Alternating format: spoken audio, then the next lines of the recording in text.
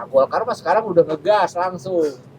Ini adalah calon-calonnya jagoan partai saya di pilkada. Nah, ini yang menarik untuk kita diskusikan. Pertama, ada beberapa nama yang di luar kader Partai Golkar ya. Ada pengusaha, ada mantan polisi, Intel ya. Saya pernah ngobrol dengan mantan calon bupati ya di Jawa Barat, dan dia belak-belakan menyebut tahun 2014 itu dia menghabiskan 35 miliar, 2019 50 miliar. Menang. Kalah.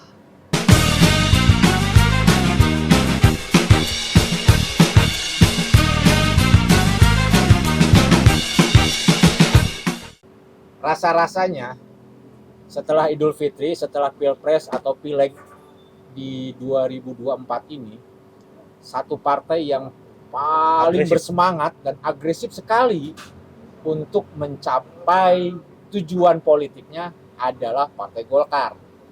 Kenapa Partai Golkar? Karena dia begitu menggebu-gebu, orang lain masih berpikir sidang MK, orang lain masih berkecamuk dengan hasil Pilpres gitu kan.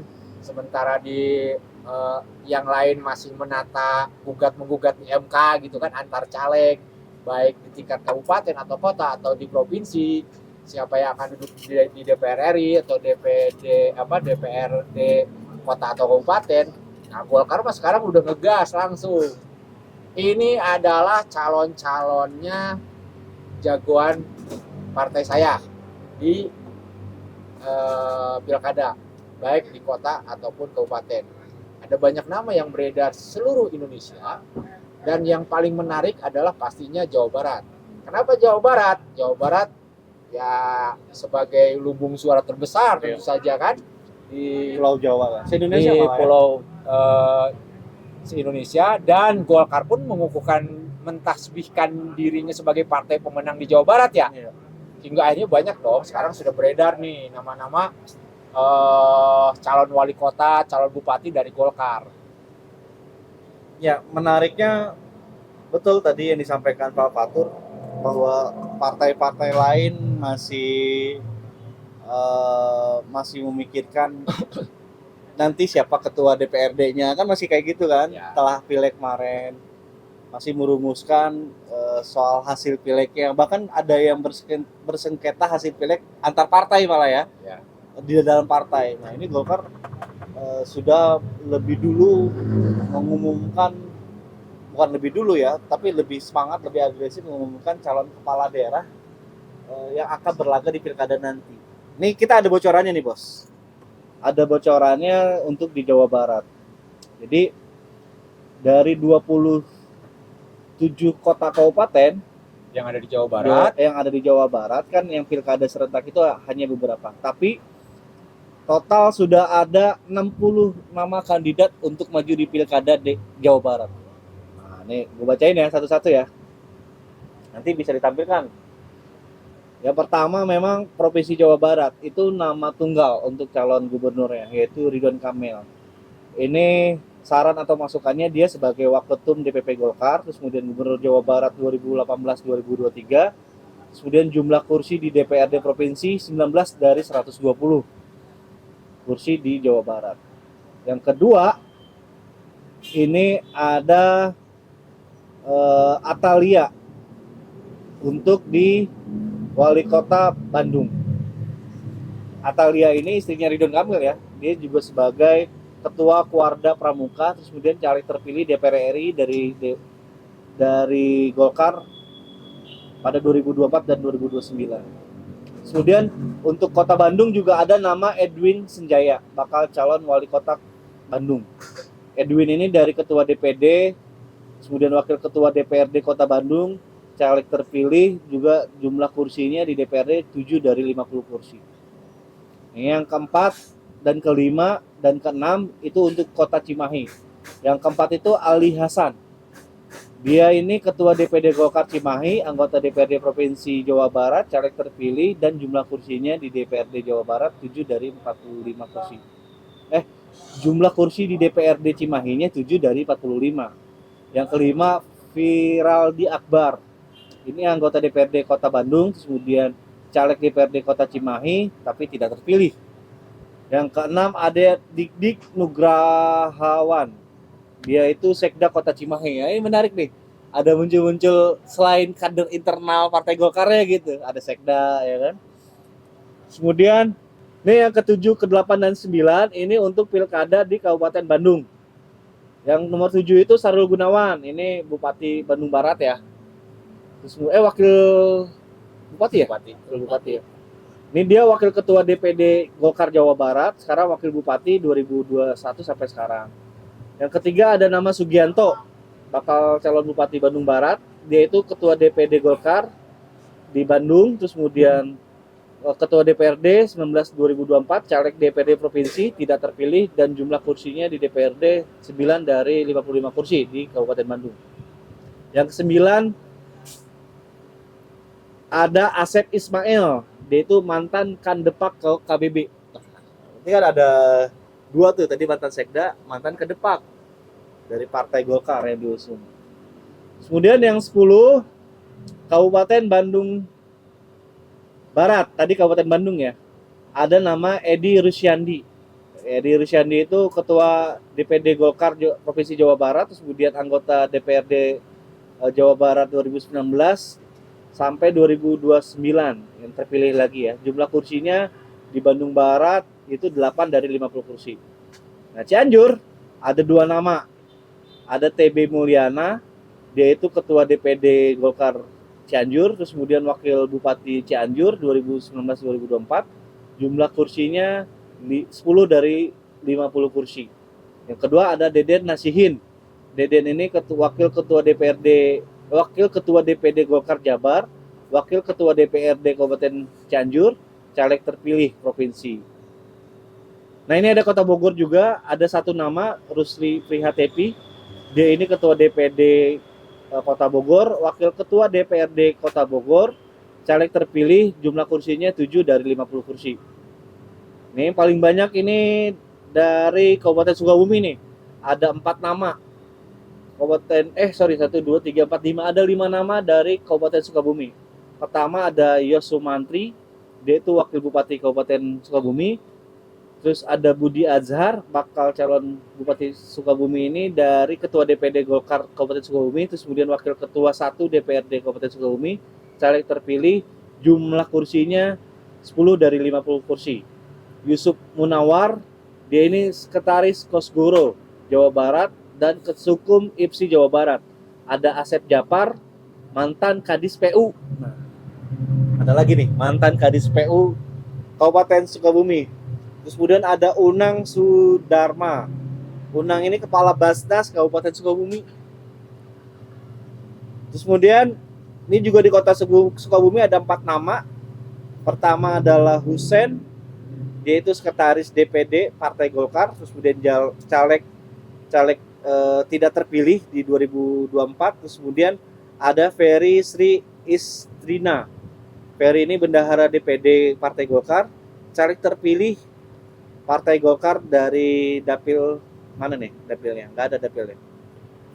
Kemudian ada Sri Widagdo. Sri Widagdo ini ketua DPD Golkar Sukabumi, jumlah kursinya 4 dari 35 kursi. Nah, ini ada 2 nama untuk Kabupaten Bogor. Pertama adalah Ade Ruhandi, dia itu ketua pengarah TKD Prabowo Gibran. Terus kemudian ketua Wantim Golkar Kabupaten Bogor. Yang kedua adalah Wawan Haikal. Wawan Haikal itu ketua DPD Golkar Kabupaten Bogor, caleg terpilih DPRD Kabupaten Bogor, jumlah kursi 7 dari 55 kursi. Kota Depok, Farabi El Fauz.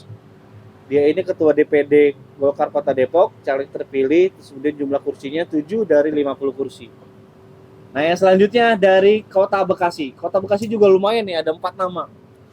Pertama adalah Ade Puspitasari. Ade itu adalah ketua DPD Golkar Kota Bekasi, terus kemudian dia anggota DPRD Provinsi Jawa Barat, terpilih, dan jumlah kursinya itu 8 dari 50 kursi. Yang kedua ada Faisal. Faisal itu ketua AMPI Kota Bekasi, kemudian anggota DPRD Kota Bekasi terpilih. Yang ketiga ada Novel Saleh Hilabi. Novel ini wakil sekjen DPP Partai Golkar. Kemudian juga dia ketum Baladikarya. Yang keempat, Haji Abdul Rashad Irwan Siswandi. Dia ini wira swasta dan ketua KONI. Lagi-lagi kader di luar Partai Golkar ya. Sebelumnya ketua KONI. Sebelumnya ketua KONI. Kemudian Kabupaten Bekasi ada Ahmad Marjuki, ketua DPD Golkar Kabupaten Bekasi, Bupati Bekasi 2022-2023, caleg terpilih. Itu untuk Kabupaten Bekasi. Kabupaten Karawang ada 3, Sri Rahayu. Sri Rahayu itu anggota DPRD Provinsi 2019 sampai 2024. 2024-nya tidak terpilih. Ada Syukur Mulyono. Dia ini ketua DPRD Golkar Karawang. Jumlah kursinya 7 dari 45. Kemudian ada Acep Jamhuri. Acep Jamhuri ini Sekda Karawang dari 2022 sampai sekarang. Nih selanjutnya ada Kabupaten Purwakarta, Ane Ratna Mustika, ketua DPD Golkar Kabupaten Purwakarta. Terus kemudian Bupati Purwakarta, caleg terpilih di Purwakarta juga ya.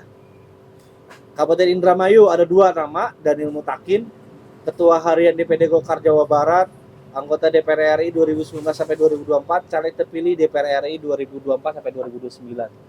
Yang kedua, Haji EU Saifuddin. Dia ketua Golkar Kabupaten Indramayu, ketua DPRD Indramayu, caleg provinsi tapi tidak terpilih. Kabupaten Cirebon ada 1 nama yaitu Teguh Merdeka. Teguh itu ketua DPRD Golkar Cirebon, wakil ketua DPRD, caleg terpilih juga. Kota Cirebon ada 2 nama, Heri Hermawan, dia itu ketua One Team Golkar Kota Cirebon, ketua PP Kota Cirebon. Terus kemudian yang kedua ada Effendi Edo. Effendi itu ketua Kosgoro Kota Cirebon.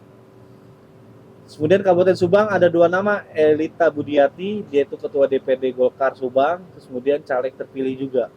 Yang kedua ada Reynaldi Putra Reynaldi Putra Andita Budi Raimi. Panjang juga. Wakil ketua DPD Golkar Provinsi Jawa Barat, anggota DPRD Provinsi Jawa Barat 2024 sampai 2029. Sumedang ada 2 nama, Taufik Gusnawan, itu Dewan Penasehat DPD Golkar Sumedang, mantan Wakil Bupati Sumedang. Yang kedua untuk Sumedang ada Erwan Setiawan, Wakil Bendahara DPD Golkar Jawa Barat, Wakil Bupati Sumedang 2019-2024. Majalengka ada 2 nama, Asep Ika Mulyana, dia itu ketua DPD, terus kemudian anggota DPRD, caleg terpilih. Yang keduanya Haji Eman Suherman, Sekda Kabupaten Majalengka. Kabupaten Kuningan ada 3 nama. Pertama Asep Setia Mulyana, dia itu ketua DPD. Yang kedua adalah Dian Rahmat Yanuar, sekretaris daerah Kabupaten Kuningan. Kemudian ada berarti 2 nama di Kabupaten Kuningan, 2 nama. Pertama Asep Setiana, yang kedua Dian Rahmat Yanuar.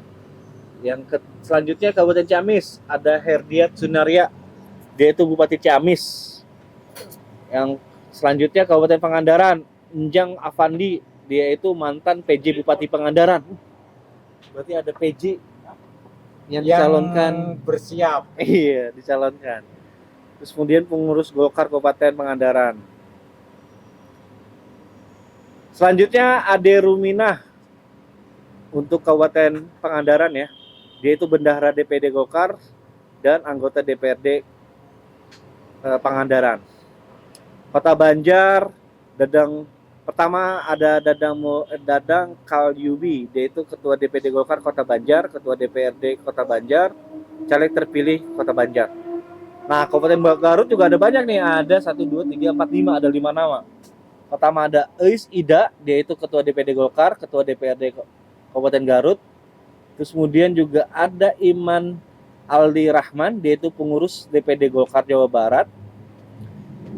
Dia juga caleg terpilih. Yang ketiga ada Nadiman, anggota DPRD 2019-2024. Yang keempat ada Ade Najmullah, dia itu Kanit 5 Kamsus Direktorat Intelijen Keamanan Polda Jabar. Mantan. Bukannya mantan. Ya udah pensiun itu. Kanit ya, mungkin udah pensiun ya. Harusnya udah pensiun. Selanjutnya ada Abdusi Syakur Amin, ini masih Kabupaten Garut ya. Dia itu Rektor Uniga, kemudian Ketua Yayasan, Ketua KONI Garut. Selanjutnya Kota Tasikmalaya ada 1 nama, yaitu Muhammad Yusuf, dia itu ketua DPD. Kabupaten Tasikmalaya ada 3 nama, Iwan Saputra, dia itu wakil ketua DPD Jabar, ketua STI Mulyana Tasikmalaya. Kemudian yang kedua ada Ferry Purwanto, dia itu ketua DPD Golkar Tasikmalaya, wakil ketua DPRD. Kemudian yang ketiga yang terakhir Yot Mintaraga, dia itu wakil ketua DPD Golkar Jabar, ketua fraksi, ketua Soksi, dan caleg terpilih. Nah, itulah nama-nama Di 27 ya kota kabupaten. ya Yang Ada direkomendasikan Golkar Jawa Barat untuk DPP. sebagai DPP. DPP apa DPP. enggak dari DPD untuk diusulkan ke DPP. Oh, DPD diusulkan ke DPP. Iya, Ada betul. 4 nama. Ada masing-masing di setiap kota ada 2. Lebih, ada yang Yang 4, satu, ada yang ada 5, yang ada yang 1 ya. Tapi jumlahnya yang total ada 60 nama. Ada satu kota sama kabupaten lagi. Namanya Rama Irawan. Dari kabupaten atau kota Ayaya wae. Nah, ini yang menarik untuk kita diskusikan. Pertama, ada beberapa nama yang di luar kader Partai Golkar ya. Ada pengusaha, ada mantan polisi, Intel ya. Kemudian ada dari yayasan, ada dari sekda, kebanyakan sekda ya, tadi ada beberapa sekda. Rasa-rasanya memang ya, Golkar itu belajar banyak dari pengalaman kemarin bahwa untuk memenangkan pilkada dia harus memiliki uang yang besar. Makanya ketika pas Golkar kemarin menang kan banyak banget kan pengusaha-pengusaha begitu antusias sekali gitu menurunkan amunisi, menurunkan modalnya, menurunkan uangnya lah gampangnya untuk betul-betul kuat gitu. Ya. Itu berbeda dengan pemilu-pemilu sebelumnya. Kalau pemilu-pemilu sebelumnya dari 2009, 14, 19 gitu kan, saya melihat Golkar masih kayak gini kan, masing-masing kadernya. Jadi saling menahan diri gitu. Kalaupun gue punya uang, misalkan, gue punya uang nih, gue nggak bakal uang itu gue kasih ke lu gitu. Mending gue pakai sendiri untuk kemenangan gue sendiri. Tapi kalau di 2024 kemarin, itu kayak seperti bersatu gitu bro. Gue punya duit, lu punya duit, yuk kita menangin Golkar. Itu kunci kemenangan Golkar kemarin begitu, dan itu pun sudah diakuin kan sama beberapa politisi seniornya. Nah, ini juga ada informasi menarik bahwa Golkar juga tidak membuka pendaftaran calon kepala daerah ya, kayak partai-partai lain ya, yang kayak dengar kan PDP buka pendaftaran tuh. Golkar tidak membuka pendaftaran. Ya. Artinya mereka sudah menjaring sebelum jauh-jauh hari ya, sebelum pilkada, sebelum pileg, sebelum pileg malah ya. Dia sehingga muncul nama tersebut. Dan surat putusan ini kan keluar tanggal 30 Maret, artinya sebelum Lebaran. Dan ini mungkin sudah dipersiapkan jauh-jauh hari sebelum pileg tadi gitu. Setelah pileg, mungkin setelah survei pileg keluar langsung itu keluar. Langsung merekomendasikan nama-namanya. Sehingga yang gue dengar dari orang Golkar, kecil kemungkinan ada nama lain dari nama-nama yang sudah disebutkan gitu. Pastinya. Kecuali misalnya nanti dipasangkan. Misalnya dari 2 atau 3 nama tadi, itu yang tadinya menjadi wali kota atau bupati, akhirnya ketika dari partai lain ada yang lebih bagus calonnya, akhirnya dipasangkan gitu. Jadi sebagai wakilnya gitu. Cuman persoalan Golkar dari tahun ke tahun, dari pemilu ke pemilu adalah memang tidak memiliki figur. Ya kan? Mungkin ya masuklah Emil gitu kan, Atalia yang akhir-akhir ini kan. Iya. Sehingga dia juga mencoba memainkan perannya. Nggak tahu nih sekarang apakah, tapi kalau dilihat dari nama-namanya yang kita tahu kan, yang kita tangkap paling Ridwan Kamil, terus Atalia yang sama Sahrul Gunawan kali ya, yang punya figur baik lah. Maksudnya figur baik itu populer gitu maksudnya, bukan figur bukan orangnya baik juga ya, bukan ya. Bukan orangnya baik, bukan. Tapi nggak apa-apa orangnya baik juga. Itu diskusinya panjang lagi bro masalahnya. Kalau dari catatan saya sih, dengan melihat nama-nama ini dan kenapa Golkar begitu cepat menyampaikan atau mengusulkan nama ke DPP untuk direkomendasikan menjadi calon kepala daerah. Pertama, di Pilpres Golkar itu memang fokus untuk pileg karena dia tidak punya figur yang ikut berkompetisi di Pilpres. Kalau Gerindra kan ada Prabowo, PDIP ada Ganjar, kemudian PKS misalkan ada Anies, meskipun Anies bukan kader PKS, tapi dari dulu kan Anies diasosiasikan sebagai bagian dari PKS begitu. Nah, Golkar tidak punya figur, makanya dia benar-benar fokus untuk kemenangan pileg dan hasilnya ya terbukti dia menjadi juara dua secara nasional ya. secara nasional. Unggul tipis lah dari PDIP, Betul. setengah kursi. itu satu. Yang kedua, untuk pilkada, ya benar tadi itu bahwa memang dari awal itu sudah dijaring gitu, bukan dengan kasat mata tapi pasti juga ada survei yang dilakukan oleh Golkar. Dia akan melihat figur siapa yang paling populer, siapa yang elektabilitasnya bagus. Nah, itulah yang berpotensi untuk diusulkan. Nah, ada yang menarik, kenapa kemudian ada beberapa kota yang diusulkan oleh DPD Golkar Jawa Barat ke DPP itu ada yang sampai 4 nama, 5 nama. Nah, perkiraan saya sih karena di daerah itu belum ada figur yang Kuat. elektabilitasnya benar-benar kuat. Ya. Makanya diberikan kesempatan kepada mereka untuk berkompetisi secara sehat, menaikkan popularitas dan elektabilitasnya. Nah, kalau misalkan 4 ini yang kemudian direkomendasikan awal, nanti akan dipilih yang elektabilitas dan popularitasnya paling tinggi. Itu sih asumsi saya ya. Nah, kemudian ada beberapa mantan birokrat yang diusulkan juga ya. Sebenarnya sih dari dulu ya Golkar begitu ya. Untuk calon DPRD kabupaten kota saja misalkan ada yang mantan camat, ada yang mantan kepala dinas yang akhirnya gabung di Golkar dan menang gitu. Banyak lah yang seperti itu. Dan ya kalau sekarang ada mantan sekda, ada pengusaha, ada ini yang diusulkan itu ya salah. Tapi yang menarik nih, Ridwan Kamil dan istrinya. Ridwan Kamil diusulkan di Pilgub Jabar, istrinya diusulkan di Kota Bandung, jadi calon wali kota Bandung. Sementara Dan sedang disiapkan kayaknya di 2029 nanti putrinya. nah itu dan dia ini kan caleg terpilih DPR RI. Nah, kalau misalkan dua-duanya maju, saya menduga akan muncul persepsi negatif dari masyarakat. Ridwan Kamil, keluarga Ridwan Kamil akan dipandang sebagai dinasti baru yang haus kekuasaan, yang haus jabatan. Nah, itu persoalan pertama. Persoalan yang kedua, kan kebanyakan nih yang diusulkan oleh DPD provinsi itu adalah caleg terpilih. Nah, kalau mau maju di pilkada, caleg terpilih ketika dilantik ini harus mundur. Jadi anggota DPRD, ini persoalan. Karena ketika dia mundur, dia akan berhitung. Kalau saya mundur misalkan kemudian maju dan kalah, saya rugi 2 kali. Pasti beberapa nama-nama yang diusulkan itu berpikir seperti itu. Yang bisa jadi ada yang sudah diusulkan tapi menarik diri, udahlah saya nggak usah maju gitu. Karena dia mengukur diri.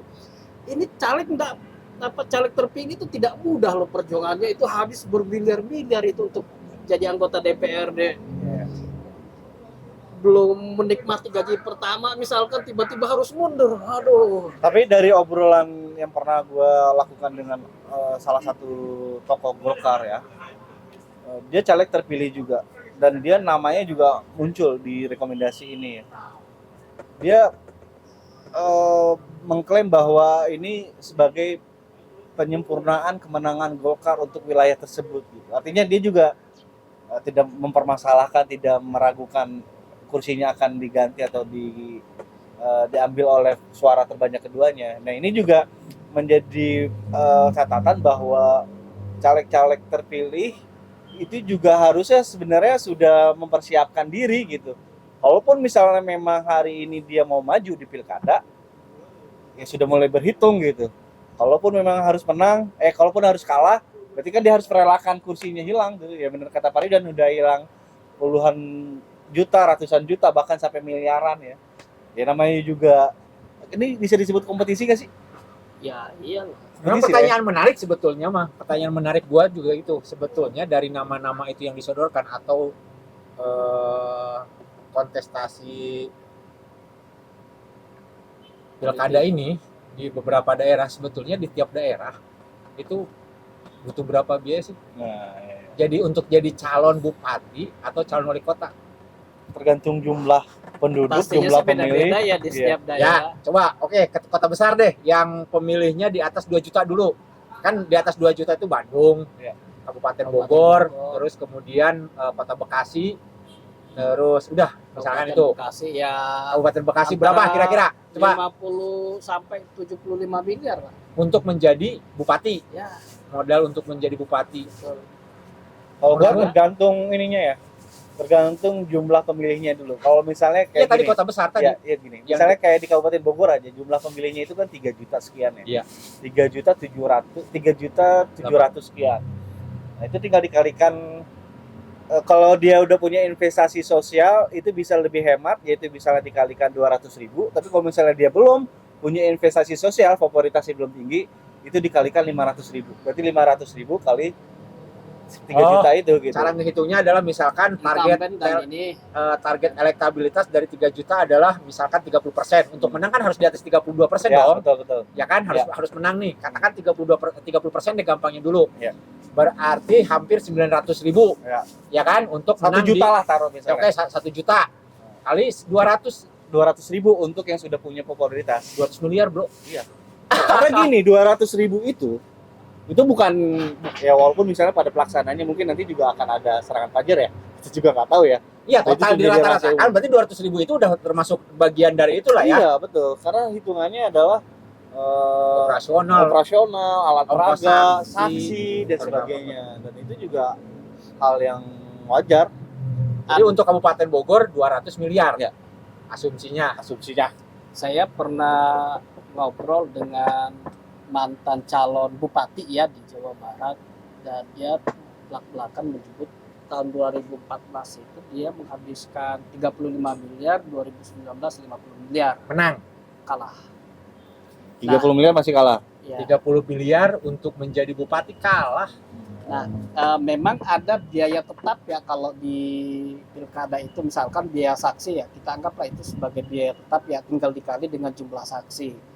Tapi juga ada biaya untuk meningkatkan popularitas dan elektabilitas. Nah itu yang fluktuatif kayak tadi misalkan incumbent nggak terlalu banyak menghabiskan biaya untuk itu, tapi beda dengan calon baru yang elektabilitasnya masih rendah, popularitasnya masih rendah, tentu beda dari sisi itu. Tapi dari sisi biaya tetapnya tadi ya sama mau itu incumbent maupun calon baru. Sebenarnya balik ke yang tadi ya, bagaimana sih menyelesaikan permasalahan caleg-caleg yang caleg terpilih maju pilkada. dan maju di pilkada? Sebenarnya sih menurut saya tinggal ubah undang-undang pilkada itu atau Ubah lagi. peraturan yang MK lagi. Jadi semua negara ini akhirnya diatur sama MK dong. Bisa kan aja. ini tidak berlaku adil gitu. Masa pilkada harus mundur dulu sementara pilpres tidak mundur? Emang adil? Ya. Betul. Nah ini harus ada asas keadilan, harus berlaku sama. Iya. Kalau ada menteri, kalau ada kepala daerah yang maju jadi calon presiden atau wakil presiden, ya harusnya mundur juga dong. Banyak yang teriak-teriak seperti itu. Masa Faktanya kan iya Gibran aja nggak mundur, menteri aja nggak, Mahfud MD nggak mundur. Nah dulu juga kan sebenarnya seperti itu. Kepala daerah incumbent yang mau maju lagi itu nggak perlu mundur, tapi cukup cuti sebenarnya. Tapi setelah ada perubahan peraturan perundang-undangan, dia wajib mundur. Nah harusnya dibalikan lagi ke awal, sama seperti pilpres gitu. Iya. Kalau mau maju ya cukup cuti, kan kasihan udah berjuang gitu, habis miliaran tiba-tiba kalah, nggak dapat apa-apa. Jadi Itu kita juga harusnya jadi pertimbangan, apalagi ini adalah masalah politik ya, orang-orang parpol lah, orang-orang politikus yang Atau jangan-jangan tanpa pengetahuan kita atau kita juga nggak tahu sudah ada yang menggugat ini di MK. sedang ya, bisa Sudah ada ya. sedang ini sedang operasi, Iya. sedang Sebenarnya- melakukan operasi. sebenarnya ke MK itu jalan pintas. Tapi kalau ini dianggap sebagai kepentingan para politikus di DPR, ya tinggal revisi undang-undang, nggak perlu ke MK. Cuma bicara waktu masih cukup kok ya. Sekarang sudah April. Pilkadanya November, sementara tahapannya adalah Agustus. Berarti kan April, Mei, Juni, Juli, Agustus 5 bulan loh. Itu sampai pencalonan loh. Dapat ya. Ini kan juga kepentingan buat mereka ya, masa nggak bisa ya. Satu hari aja bisa selesai. Jadi Ini- kalau kata politisi itu begini, kalau beberapa kata politisi senior, semua masalah itu bisa diselesaikan, semua peraturan itu bisa diubah, kecuali ayat suci Al-Quran katanya Nggak bisa direvisi. tidak bisa direvisi. Jadi selalu saja. Semua peraturan, semua undang-undang kan bikinan manusia katanya. Tenang aja katanya. Semuanya bisa dibolak-balik. dikondisikan. Bisa dikondisikan katanya. Ya. Kita lihat nanti aja ya, kira-kira hasilnya apakah ada yang menggugat, hasilnya seperti apa. Walaupun misalnya ada yang menggugat, ya betul kata Pak Ridwan, ini sebuah keadilan buat semua orang ya, nggak hanya di Pilpres aja gitu. Ngomong-ngomong Tapi di soal pilkada tadi juga. anggaran, memang di 2019 sempat ada bocoran itu waktu pas Pilgub Jabar itu ada yang menghabiskan sampai 750 miliar. Wakilnya mengeluarkan 150 miliar. Saya tidak mau sebut Pilgub namanya. Jabar atau Pilgub Jabar. Jawa Barat ya 30 Jawa Barat. juta. 750 ya wajar lah. Yang TPS-nya aja 144 sekian ribu, 140 ribu sekian. Dikali aja saksi. Berapa itu duit Iya. yang harus keluar untuk saksi doang? Belum keliling Jawa Barat. Kebayang berapa ratus desa itu. Jadi Jawa Barat harus ini memisahkan diri. Harus apa namanya? Memisahkan Mau diri. referendum loh. Harus apa namanya? Sorry diralat. Harus apa namanya? Pecah provinsi karena kebesaran ya. Ada yang mau juga. DOB baru. DOB baru benar. Tapi nggak mau juga lah pasti. Kalau ini aja udah dicomotin dikit-dikit kan. Karena kan Ridwan Kamil juga sempat ngeluh Jawa Barat dengan 30-an ya. Jangan jadi Penduduk. gubernur atau kalau ngeluh. Enggak, maksudnya pernah 35 menyampaikan juta. 35 juta penduduk yang mengurusi 35 juta jiwa penduduk, PAD-nya hanya 40 triliun. Berbanding terbalik dengan DKI Jakarta yang hanya sekian 3 sampai 7 juta yang PAD-nya 70 triliun. 80 triliun. Ya, tapi nggak bisa. 70 triliun. Ya, 80. gimana sih? 80 ya. Emil juga kayak nggak bisa menghitung Jakarta sama Jawa Barat. Jawa Barat malahan juga apa yang mau bisa diambil selain dari motor kendaraan, pajak dari motor aja yang paling besar dia hanya dapat dari mana? Dari Bekasi doang. Selebihnya apa? Memang dia bisa ngambil pajak dari ini, kecuali banyak tuh kota-kota mandiri gitu di Jawa Barat tuh lepas-lepasin tuh ke 9 naga itu mungkin barulah bisa memiliki peluang besar. Jakarta kan udah pusat apa baik di sana. Dari Tapi- Sajadah sampai Haram Jadah ada. Iya. Tapi harusnya sih Jabar itu masih bisa dikembangkan.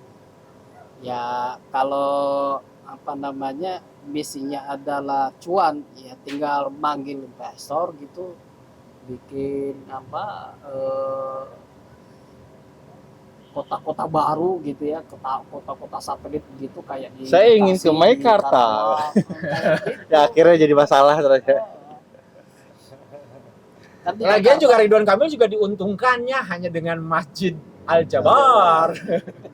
Sekarang jadi lagi Selebihnya jadi nggak polemik. bisa dia nggak bisa mengklaim semua alun yang ada di Jawa Barat dibangun sama dia kan. Iya. Tapi udah disikat duluan nama wali kota sama bupatinya. Ini bikinan gua gitu kan. Semua jembatan dibangun sama Ridwan Kamil misalkan, atau sama provinsi Jawa Barat, tapi dia tidak bisa mengklaim karena ada raja-raja kecil. Iya. Bagaimana misalkan jembatan yang menghubungkan Subang dan Purwakarta, Subang dengan Indramayu dibangun sama duitnya provinsi Jawa Barat, set bupati sama kepala daerahnya Iya. atau para caleg-calegnya, ini adalah hasil kerja keras saya gitu. Perjuangan Bingung dia. kita gitu. Ini adalah perjuangan kita. kita Cukupkan aja. cukup kan. Kita bahas hal lain nanti setelah ini. Terserah ya, yang namanya obrolan politik ya begini, pasti boleh percaya atau boleh tidak. Tapi apa yang kita sampaikan adalah desas-desus dari ring 1. Terima kasih, sampai jumpa, kita rapatkan kemudian.